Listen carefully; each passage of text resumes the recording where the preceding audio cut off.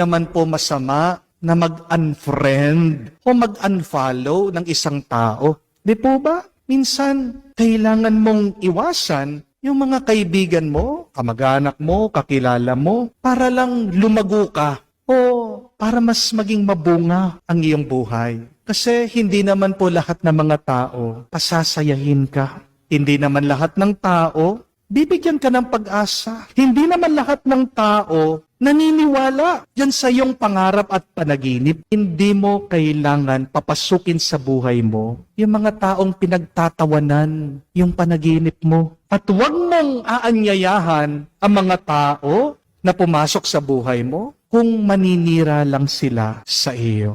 Para makamtan mo yung iyong panaginip, kailangan mo na ring putulin yung mga taong hindi na nakakatulong sa iyo. Hindi ka aasenso, hindi ka magiging masaya, hindi ka magiging payapa, hanggat nakadikit pa rin yung mga taong pabigat sa iyo. Huwag kang makukonsensya, kapatid, kapag pinuputol mo ang ugnayan mo sa ibang tao. Walang masama dyan. Kasi po, tandaan niyo, kapatid, hindi naman lahat ng mabait sa iyo ay kaibigan mo. Amen? Kailangan nating maging mapanuri.